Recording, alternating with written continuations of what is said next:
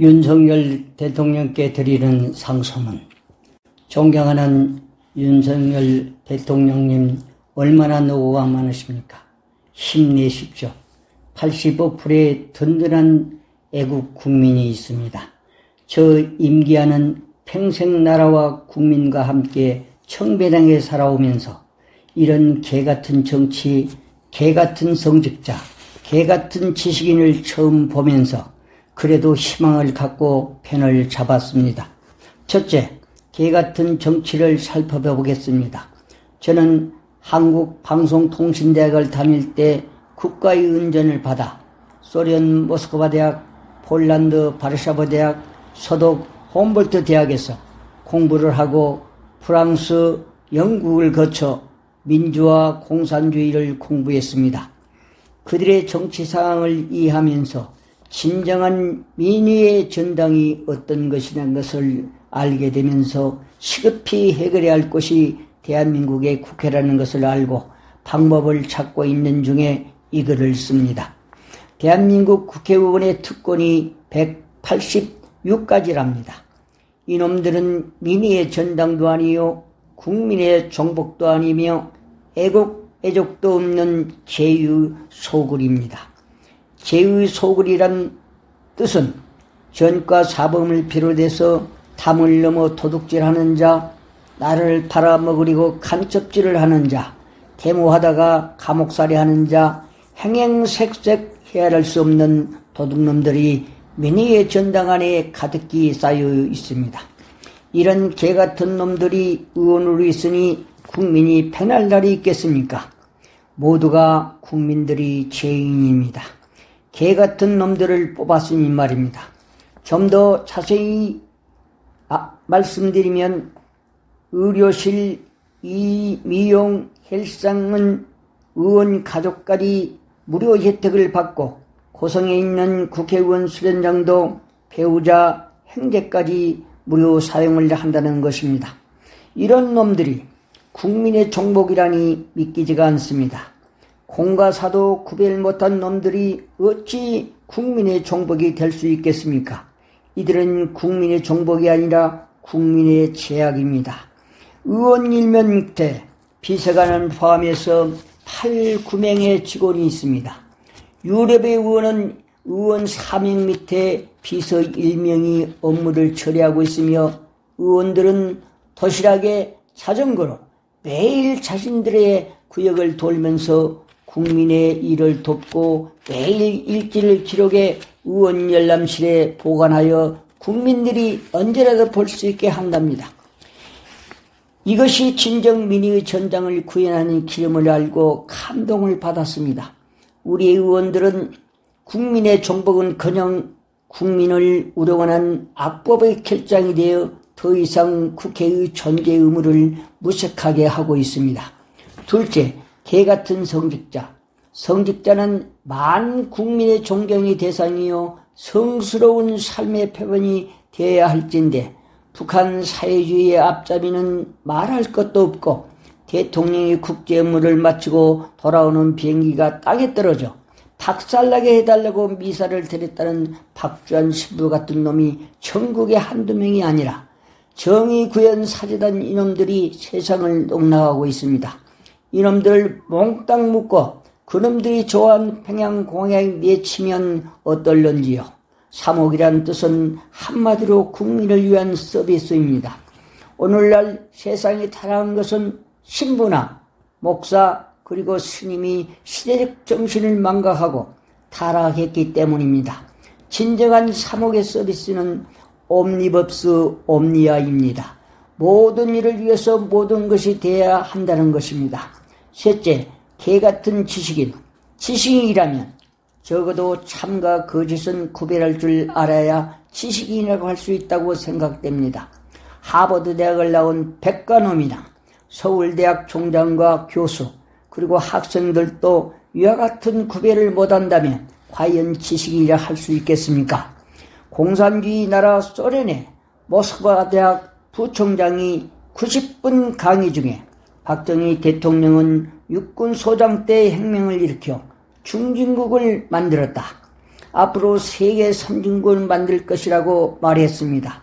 그래서 소련 장군들은 한국보다 몇 배 더 많지만 산에 서 있는 소나무와 같다면서 공산주의의 맹점을 신랄하게 비판할 때 나는 우렁찬 박수를 보냈고 다른 학생들도 함께 따라 박수를 친 것입니다.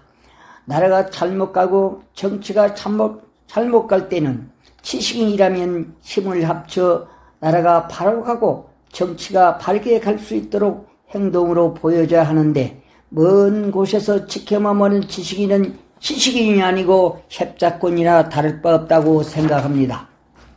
저는 시인이며 81세 사회복지 노인 전공 박사 공부를 하고 있는 대학원생이며 국가공무원을 한 사람입니다. 1년 전 대통령 선거 때 얼마나 노심초사했는지 간이 콩할 만큼 작아졌답니다.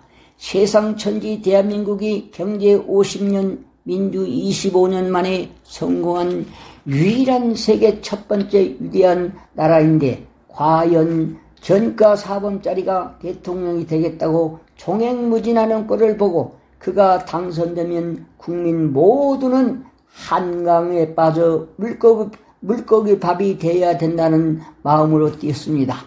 역시나 하나님은 대한민국을 어렵게 여기셔서 윤석열 대통령을 뽑아주셨습니다. 취임식 날 비전에 공정과 상식이 통하는 세상, 자유와 민주가 꽃피는 세상이라는 말을 듣고 저는 내 눈이 밝아졌고 제 마음이 열렸답니다. 어찌 저뿐이겠습니까? 전교조 좌빨 민도청을 빼놓고 모든 국민이 제 마음과 같으리라 생각합니다. 그뿐만이 아니라 하늘도 놀래 태양무리가 춤을 추며 하다바라 하는 모습에 국민들은 하늘을 보며 한호의 메아리를 쳤습니다.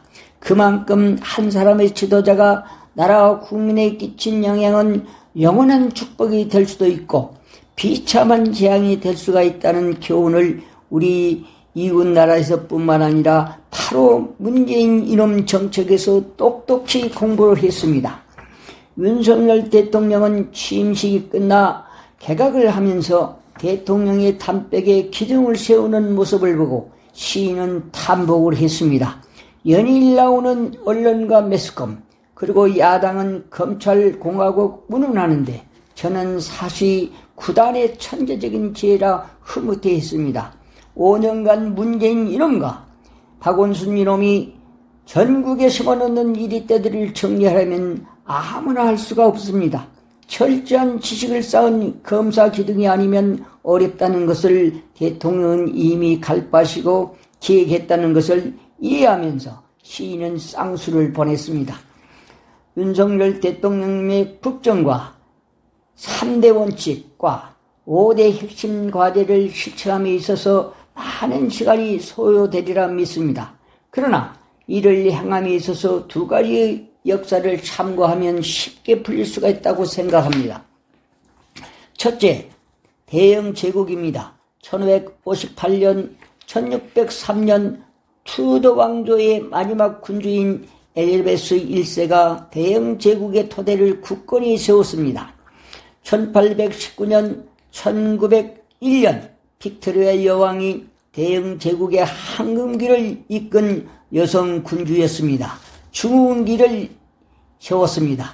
1979년 마가렛 대처 수상, 1984년 경제성이 없는 탄광의 문을 닫으려 하자 노조 반발이 불법으로 번졌습니다. 대체 수상은 즉각 노조의 불법 행동을 폭도라 불렸습니다. 1984년 5월 29일 5,000명의 시위대가 경찰에 돌을 던졌습니다. 그러나 경찰의 한계를 보고 즉시 대체 수상은 경찰 기동대를 동원해서 노조를 질밟았습니다. 69명이 다쳤고 1만 명이 체포되었습니다. 여기서 노조는 항복했습니다.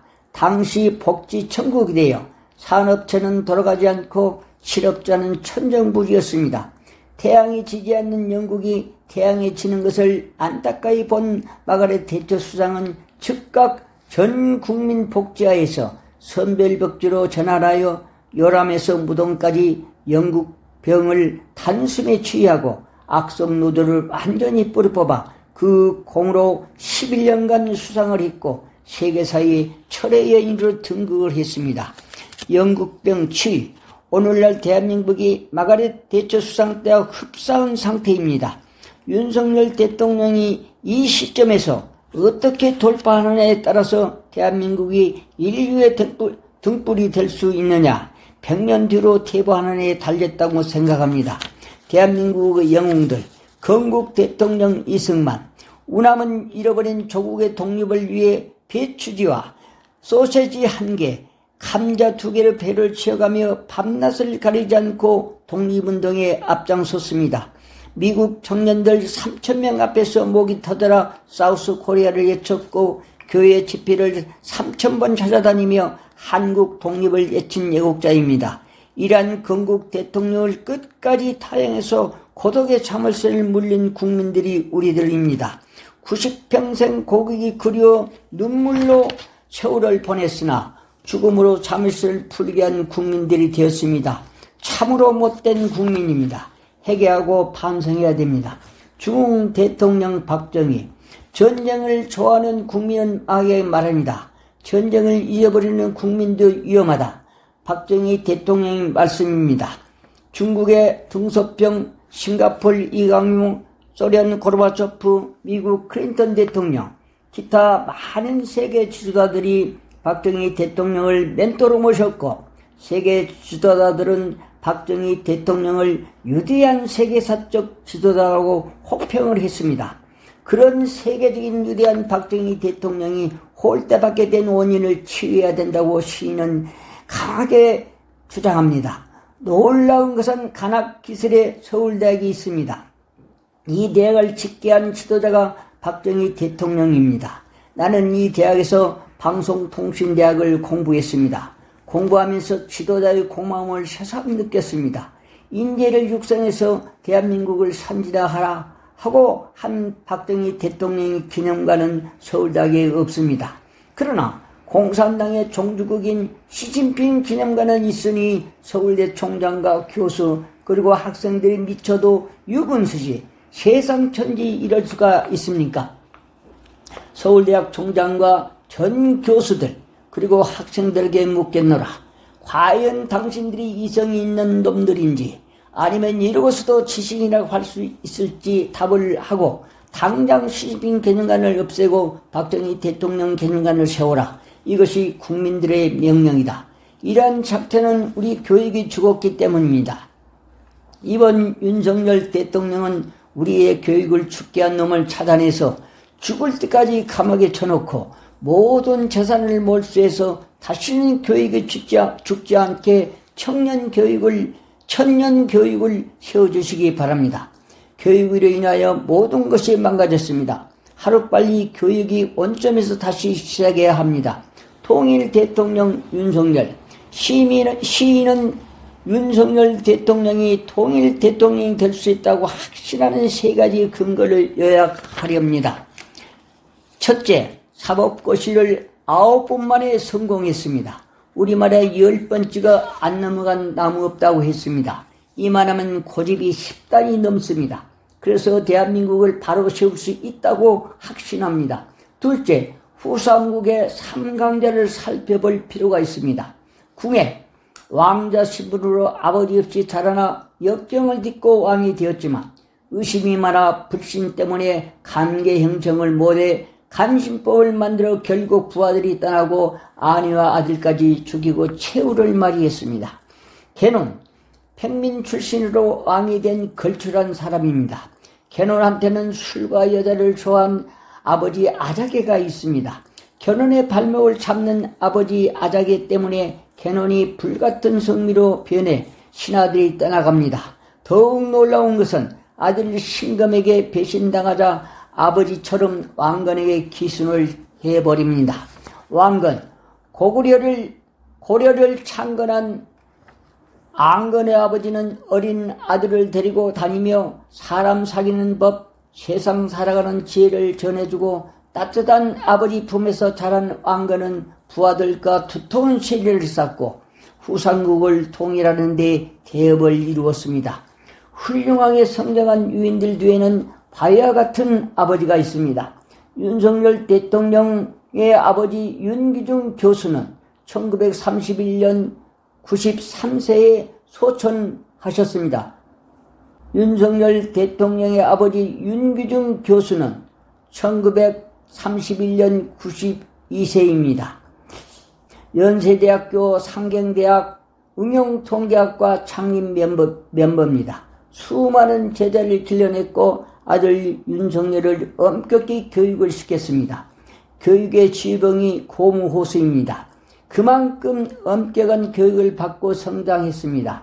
어머니 최경자는 이하 여자대학 교수입니다. 평생화학을 가르쳤습니다. 인자하고 자상하십니다. 윤석열 대통령은 역대 대통령 중에서 이러한 훌륭한 부모를 모신 분은 단 한 사람도 없습니다. 그래서 시인은 확신합니다. 세계 유대한 영웅들은 훌륭한 부모 밑에서 자란 사람들입니다. 윤석열 대통령은 자식이 없습니다. 부모의 정신과 삶의 철학과 자식이 없으니 국민 모두가 가족이라는 정신으로 대통령의 책임을 다하면 분명코 세계적인 영웅이 될 수 있다고 확신합니다. 영국 수상 처칠이 깨닫고 미국 에가드 장군이 그랬습니다. 건국 대통령 이승만, 중흥 대통령 박정희, 통일 대통령 윤석열이 될 것입니다. 유대한 나라를 만드냐 못 만드냐는 대통령 자신에게 달렸습니다. 대통령이 나라의 정통성과 법치를 행동으로 솔선수범하고 국민에게 보여주는 것입니다. 다시 말해서 스웨덴의 타게 엘란드라 총리처럼 청렴, 결백, 정의, 신뢰로서 행복한 나라를 만드는데 소통과 믿음을 가져야 합니다. 그는 집도 없이 임대 아파트에 살면서 국민이 급진 잡화 때문에 불안을 갖고 있음을 알고 그가 평생 좌파로 살아온 좌파의 굴레를 벗어버리고 진실로 나라와 국민을 위해서 일하는 참모습을 보였기에 23년을 총리로 일했고 임기가 끝난 뒤 집이 없어 온 국민의 도움으로 총리 공간 옆에 2층 집을 지어 편하게 살게 했습니다. 그가 스웨덴 영웅이 된 것입니다. 타게 일란드라의 목회 회의는 소통의 장이었습니다. 저는 한국문예협회 남북문인교류위원 간사 일을 할 때 북한 전문가의 논의에서 당시 65명을 모시고 북한을 가려고 허락을 받고 문인협회 이사장한테 보고를 해달라고 위원장을 보냈습니다. 문인협회 이사장은 누구의 아이디어냐? 위원장은 간사 임기한의 아이디어라고 했습니다. 이유는 동독과 서독을 직접 보고 베를린 장벽을 보는 순간 느낀 결과입니다. 통일은 갈라진 동포가 서로 앙해하는 데서 길이 트인다는 진리를 깨달았기 때문입니다. 문인협회 이사장은 위원장한테 임원들이 먼저 북한을 갔다 오고 2차로 위원회가 가도록 해달라고 위원장한테 지시했습니다. 나는 이사장의 뜻에 따라 위원들에게는 다음 기회를 미뤘습니다. 문인협회 임원 50명을 모시고 북한을 방문해 동토의 땅을 봤습니다. 그들은 지금도 마을 입구에 총을 맨 부인들이 지키고 있으며 자유 없는 삶을 살고 있는 것을 보면서 동토의 아픔을 새삼 느꼈습니다. 전교조 좌빨 민노총 이자들은 자유와 민주를 예면하면서 자유 대한민국의 온갖 못된 짓을 하며 나라와 국민들을 불안하게 하는 이유가 과연 무엇인가 묻고 싶습니다. 정부는 강력한 법적 조치를 취해 북한을 좋아하는 놈들은 북한으로 퇴출하고 제3국을 희망한 놈은 제3국으로 퇴출하고 자신의 잘못을 반성한 사람은 소속 단체에서 해방시켜 조건 없이 훈방 조치해서 다시는 나쁜 활동을 못하게 해야 될 것입니다. 스웨덴 타게 엘란드레에 이어 바슬라프 하벨에 대해서 논하렵니다. 체코의 바슬라프 하벨은 희곡 작가였습니다. 공산당은 하나부터 열까지 거짓의 삶입니다. 고로 공산당은 인간의 가치를 구현할 수 없다는 신념에서 체코에서는 더 이상 존재할 수 없다는 집단으로 생각하고 벨벳 운동을 펼쳤습니다. 온 국민이 동참하여 무연리 혁명으로 공산당을 몰아내고 민주주의의 나라를 세워진 것입니다. 그는 연임 마지막 1년을 남겨두고 사랑하는 영부인이 암으로 죽어가면서 유언을 남깁니다. 사나이로 태어나 국가의 대통령 연임을 잘해왔어.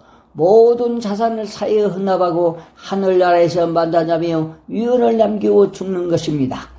바스라프 하벨 대통령은 아내의 유언대로 임기 6개월 전에 모든 재산을 사회에 헌납했습니다. 이 소식을 알고 많은 기자들이 대통령궁에 모여 기자회견을 요청합니다. 대통령을 퇴임하면 뭘 먹고 살려고 모든 재산을 사회에 헌납했느냐고 묻는 기자에게 그의 답은 간단했습니다. 나는 작가이다. 책 한 권 쓰면 밥은 먹지 않겠느냐고 했습니다. 윤석열 대통령은 1년 동안 미국을 비롯해서 일본과 역할을 잘해가고 있습니다. 한미일은 우리의 핵심입니다. 이로 인하여 전 세계가 우리와 관계습을 해올 겁니다. 혼밥은 살 수가 없습니다. 다시 말해서 혼자 살아갈 수 없다는 뜻입니다. 문재인 이 사람이 혼밥 출신이 아니었습니까? 무엇보다도 나라 안팎을 점검해보면 국내가 너무나 심각한 상태입니다. 주도 면밀하게 검토해서 철저한 대책을 세워 신속하게 노사 문제의 질서를 바로 서야 할 것입니다. 긴급한 문제는 국내에 산적에 있는 각종 사건들입니다. 특히 4.10 선거의 55명의 부정선거서를 철저히 파헤쳐서 다시는 이런 불신이 없어야 할 것 같습니다. 이들을 한시라도 방관하면 큰 문제가 발생될 수가 있는 만큼 철저하게 감독 감시해서 하루빨리 마가렛 대처법과 타계일란드라 법칙을 활용한다면 난국을 능히 해결할 수 있다고 생각합니다. 마지막으로 김문수 위원장은 노동자의 아버지입니다. 김관지 부위원장은 국방의 호랑이입니다. 사회와 국방이 안전하고 튼튼하면 만사가 잘 될 수가 있으니 초놈을 아껴가면서 이 난국을 헤쳐나갈 수 있도록 힘써주시고 내각을 최대한 활용해 삼각구도 형성법을 발전하면 세계 인류 등불을 만들 수 있습니다. 5년의 단임은 짧습니다. 남은 기간 최대의 영향을 발휘해서 국가 발전과 국민에게 행복과 자유와 정의를 심어 대통령의 임기 중 남북 통일을 완성해 또 한 번 놀라운 대한민국을 만들었으면 합니다. 끝으로 경호법을 철저히 준수해 삼각윤법과 사각윤법을 준혁했으면 합니다. 이상 81세의 노 시인이 윤석열 대통령께 상소문 올리는 글입니다. 감사합니다.